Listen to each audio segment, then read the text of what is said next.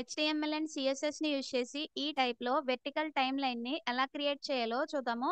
ఇక్కడ నేను order tracking డీటెయిల్స్‌ని ఈ ఫార్మ్‌లో చూపించాను. ఆర్డర్ పర్చేస్ చేసినప్పుడు కాడ్నించి డెలివరీ అయ్యే వరకు ఏమేమి స్టెప్స్ ఉంటాయో ప్రతీదీ ఎప్పుడు జరిగిందో ఒక్కొక్కటి ఈ టైమ్‌లైన్‌లో చూపించాము.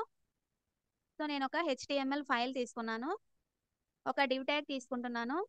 దానికి క్లాస్ నేమ్, టైమ్‌లైన్ అని చెప్పి ఇస్తున్నాను.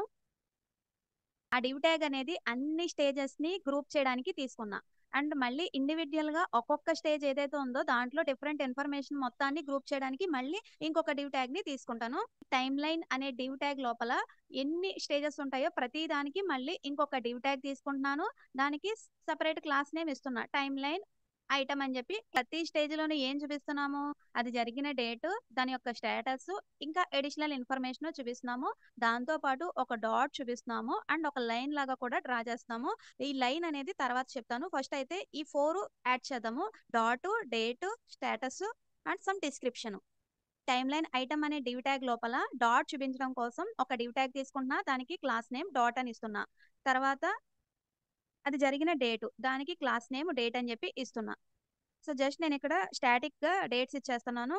సెప్టెంబర్ 2, 2024 అని చెప్పి ఇస్తున్నా. తర్వాత ఇంకొక డివ్ ట్యాగ్ తీసుకొని దానికి క్లాస్ నేమ్ స్టేటస్ అని చెప్పి ఇస్తున్నా. దీంట్లో order purchased, order shipped, order delivered ఇలాంటి ఇన్ఫర్మేషన్‌ని స్టోర్ చేయడానికి. సో, ఫస్ట్ మనం ఆర్డర్ పర్చేస్ చేస్తాం కాబట్టి ఇక్కడ నేను స్టాటిక్ వాల్యూస్ ఇచ్చేస్తున్నాను అన్నీ. ఆర్డర్ పర్చేస్డ్ అని చెప్పి ఫస్ట్ తీసుకుంటున్నాను. తర్వాత దాని యొక్క డిస్క్రిప్షను ఇంకొక డివ్ ట్యాగ్ తీసుకొని దానికి క్లాస్ నేమ్ కంటెంట్ అని చెప్పి ఇస్తున్నాను. పర్టిక్యులర్ స్టేజ్‌లో అడిషనల్ ఇన్ఫర్మేషన్ ఏదన్నా ప్రొవైడ్ చేయాలి అని అనుకుంటే ఇలా ఇవ్వచ్చు. నేను just order has been placed successfully ఈ శాంపుల్ టెక్స్ట్ అనేది రాసాను. ఏ సీఎస్ఎస్ అప్లై చేయలేదు కాబట్టి ఇలా వచ్చింది. ఇప్పుడు సీఎస్ఎస్ అనేది అప్లై చేద్దాము. స్టైల్ ట్యాగ్‌ని తీసుకుంటున్నాను. అన్ని ఎలిమెంట్స్‌కి మార్జిన్, ప్యాడింగ్ 0 ఇస్తున్నా. స్టార్ అంటే అన్ని ఎలిమెంట్స్‌ని సెలెక్ట్ చేస్తున్నట్టు. బాక్స్ సైజింగ్ అనే ప్రాపర్టీ బోర్డర్ బాక్స్ అని ఇస్తున్నాను. టైమ్‌లైన్ అనే క్లాస్‌ని సెలెక్ట్ చేస్తున్నాను. దానికి సమ్ ప్యాడింగ్ ఇస్తున్నాను. మన వెబ్ పేజ్‌లో సెంటర్‌లో రావడం కోసం మార్జిన్ ఆటో అని చెప్పి ఇస్తున్నాను. నెక్స్ట్ టైమ్‌లైన్ ఐటెమ్ క్లాస్‌ని సెలెక్ట్ చేస్తున్నాను. ప్యాడింగ్ లెఫ్ట్ ఇస్తున్నాను. 20 పిక్సెల్స్ ప్యాడింగ్ లెఫ్ట్ ఇస్తున్నా. పొజిషన్ రిలేటివ్ అని చెప్పి ఇస్తున్నా. ఈ టైమ్‌లైన్ ఐటెమ్ ఏదైతే ఉందో దానికి సమ్ బోర్డర్ ఇస్తున్నాను టెస్టింగ్ కోసం అంతే. తర్వాత రిమూవ్ చేసేస్తాను. ప్రతి టైమ్‌లైన్ ఐటెమ్ దగ్గర అంటే ప్రతి స్టేజ్ దగ్గర ఒక డాట్ రావాలి. లెఫ్ట్ సైడ్ ఒక లైన్ కూడా రావాలి. ఆ లైన్ రావడం కోసం మనం బిఫోర్ కానీ, ఆఫ్టర్ కానీ సూడో ఎలిమెంట్‌ని యూజ్ చేసుకోవచ్చు. నేనిక్కడ బిఫోర్ అనే సూడో ఎలిమెంట్‌ని యూజ్ చేస్తున్నా. అంటే ఈ టైమ్‌లైన్ ఐటెమ్‌కి బిఫోర్ అనే సూడో ఎలిమెంట్ ద్వారా అక్కడ సమ్ సీఎస్ఎస్ అప్లై చేసి లైన్‌లా తెప్పించొచ్చు. టైమ్‌లైన్ ఐటెమ్ బిఫోర్ అనే సూడో ఎలిమెంట్‌ని యూజ్ చేస్తున్నా. బిఫోర్ కానీ, ఆఫ్టర్ కానీ సూడో క్లాసెస్‌ని యూజ్ చేసి కంటెంట్ కావాలంటే పెట్టుకోవచ్చు. ఇక్కడ మనకి కంటెంట్ అవసరం లేదు. జస్ట్ ఒక లైన్ లాగా రావాలి. కంటెంట్ ఎంప్టీ పెట్టాను. ఈ లైన్ కానీ, డాట్ గానీ, దీని యొక్క టాప్ ఏదైతే ఉందో అక్కడి నుంచి అడ్జస్ట్ చేసుకుంటూ రావాలి. అందుకోసం నేను టైమ్‌లైన్ ఐటెమ్‌కేమో పొజిషన్ రిలేటివ్ అని ఇచ్చాను. అండ్ దీనికి పొజిషన్ అబ్సల్యూట్ అని ఇస్తున్నా. అప్పుడు ఆ టైమ్‌లైన్ ఐటెమ్ ఎక్కడి నుంచి స్టార్ట్ అవుతుందో దాని నుంచి మనము ఎంత డిస్టెన్స్‌లో కావాలో ఆ లైన్ కానీ, నెక్స్ట్ డాట్ కూడా ఈ విధంగానే ఎక్కడి నుంచి కావాలో మనము అడ్జస్ట్ చేసుకోవాలనమాట. టాప్ నుంచి 10 పిక్సెల్స్ డిస్టెన్స్‌లో స్టార్ట్ అవ్వాలి. ఈ లైన్ అనేదని ఇస్తున్నా. తర్వాత లెఫ్ట్ నుంచి 0 అండ్ విడ్త్ అనేది 2 పిక్సెల్స్ ఇస్తున్నాను. లైన్ యొక్క విడ్త్ 2 పిక్సెల్స్. హైట్ అనేది 100% ఇస్తున్నాను.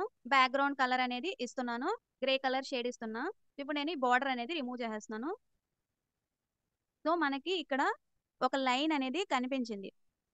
సేమ్ అలానే అక్కడ డాట్ కూడా చూపించాలి. ఈ డాట్‌ను కూడా మనము ఇదెక్కడ స్టార్ట్ అవుతుందో దాని నుంచి అడ్జస్ట్ చేసుకుంటా రావాలి. సో, నేను ఆ డాట్ కూడా పొజిషన్ అబ్సల్యూట్ అని చెప్పి ఇస్తాను. టైమ్‌లైన్ ఐటెమ్ లోపల డాట్ అనే క్లాస్ ఏదైతే ఉందో దానికి నేను పొజిషన్ అబ్సల్యూట్ అని చెప్పి ఇస్తున్నా. ఇది కూడా టాప్ నుంచి ఆ లైన్ ఎక్కడ స్టార్ట్ అవుతుందో అక్కడే అని చెప్పి 10 పిక్సెల్స్ అని చెప్పి ఇస్తున్నా. లెఫ్ట్ నుంచి 0 అని చెప్పి ఇస్తున్నా.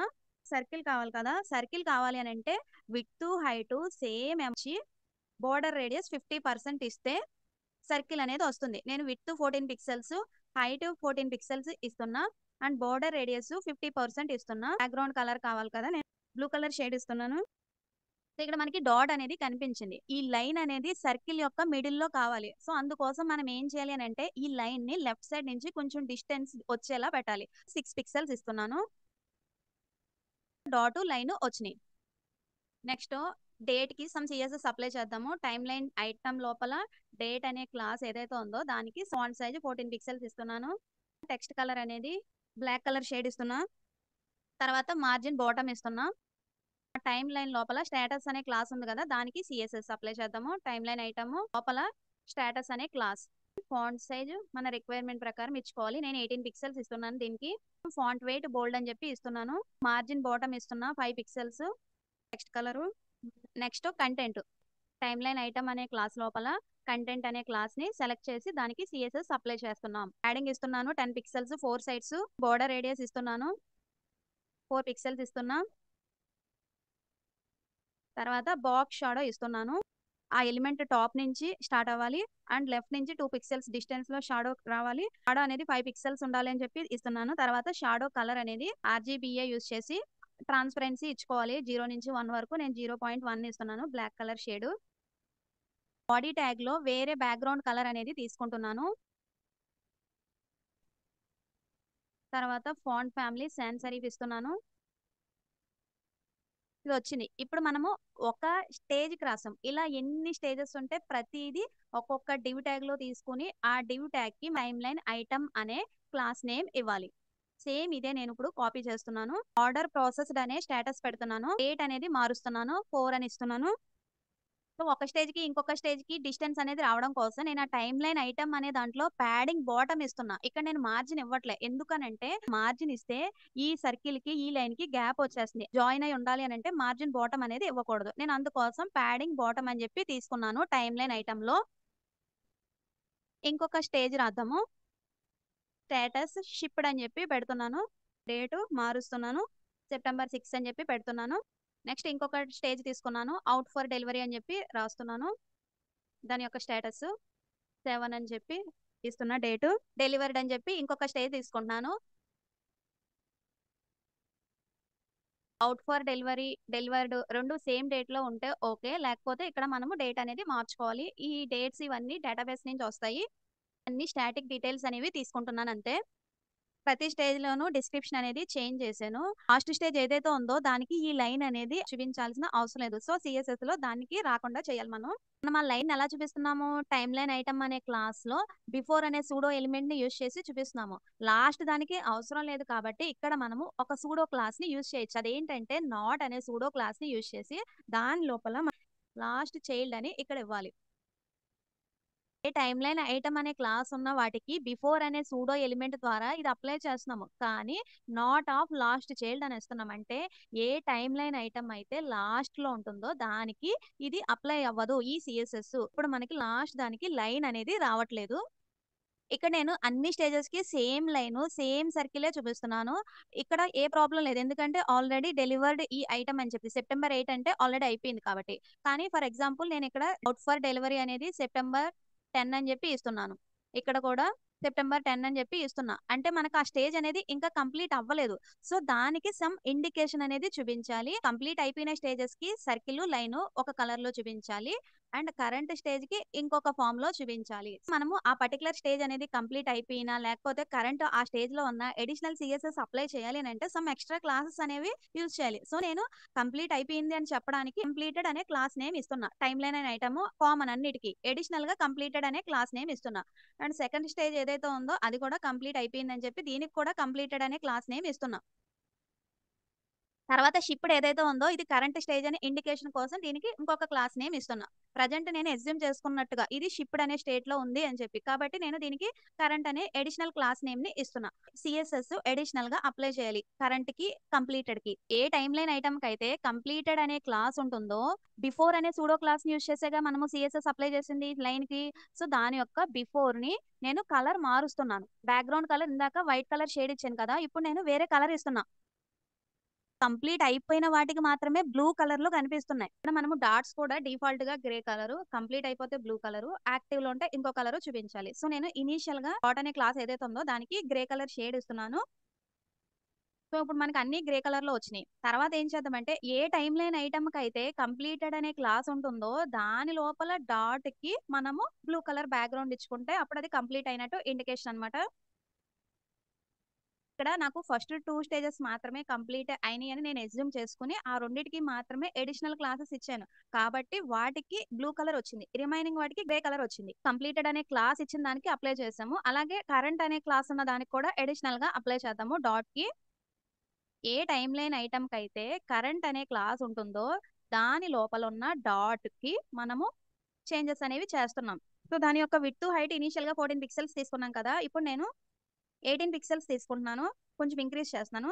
తర్వాత హైట్ కూడా 18 పిక్సెల్స్ తీసుకుంటున్నాను. లెఫ్ట్ నుంచి ఇనీషియల్‌గా 0 ఇచ్చాను కదా! ఇప్పుడు నేను -2 పిక్సెల్స్ ఇస్తున్నాను. బోర్డర్ అప్లై చేస్తున్నా. 2 పిక్సెల్స్. సాలిడ్. బ్యాక్‌గ్రౌండ్ కలర్ కూడా మారుస్తున్నాను. సేమ్ గ్రీన్ కలర్‌లా ఇస్తున్నాను. నేను ఇనీషియల్‌గా ఎగ్జాంపుల్‌లో చూపించినట్టు కరెంట్ స్టేజ్‌కి సర్కిల్ అక్కడ 2 లైన్స్ చూపిస్తున్నాను. ఒకటేమో బోర్డర్ లోపల ఫిల్ అయ్యి ఉన్నది. సో, అలా రావాలి అనంటే నేను ఇక్కడ ప్యాడింగ్ కూడా ఇస్తున్నాను. 2 పిక్సెల్స్ ఇస్తున్నా. బోర్డర్‌కి ఆ సర్కిల్‌కి గ్యాప్ అనేది రావట్లే. అలా రావడం కోసం ఏం చేయాలంటే బ్యాక్‌గ్రౌండ్ క్లిప్ అనే ప్రాపర్టీ యూజ్ చేసి దాంట్లో కంటెంట్ బాక్స్ అని ఇవ్వాలి. అంటే ఈ ఎలిమెంట్‌కి బ్యాక్‌గ్రౌండ్ ఇస్తున్నాం కదా! అది దానిలోని కంటెంట్‌కి మాత్రమే అని చెప్పి దాని మీనింగ్. గ్యాప్ వచ్చింది. దీనికి అడిషనల్‌గా కావాలి అని అనుకుంటే సమ్ షాడో కూడా అప్లై చేసుకోవచ్చు. షాడో అనేది ఎక్కడి నుంచి స్టార్ట్ అవ్వాలి? లెఫ్ట్ నుంచి 0, టాప్ నుంచి 0 అండ్ ఎంత స్ప్రెడ్ అవ్వాలి అని చెప్పి 15 పిక్సెల్స్ ఇస్తున్నాను. షాడో కలర్ గ్రీన్ కలర్‌దే ఇస్తున్నాను. సో, ఇక్కడ మనకి సమ్ షాడో అనేది కనిపిస్తుంది. ఫస్ట్ 2 స్టేజెస్ కంప్లీట్ అయినాయి. Order purchased, order process complete అయినంది. ఇప్పుడు కరెంట్ స్టేజ్ షిప్డ్ అని ఇండికేషన్ కోసం దానికి గ్రీన్ కలరు అండ్ కంప్లీట్ అయినాటికేమో బ్లూ కలర్ చూపిస్తున్నాము. కంప్లీట్ అవ్వనివేమో ఇలా గ్రే కలర్ షేడ్‌లో చూపిస్తున్నాము. అది దేన్ని బేస్ చేసుకొని ఆ అడిషనల్ సీఎస్ఎస్ అప్లై చేసామనంటే, ఆ టైమ్ లైన్ అనే క్లాస్‌లో అడిషనల్‌గా కరెంట్ అని ఒకటి, తర్వాత కంప్లీటెడ్ అని చెప్పి యాడ్ చేయడం ద్వారా అడిషనల్ సీఎస్ఎస్ అనేది అప్లై చేస్తున్నాం.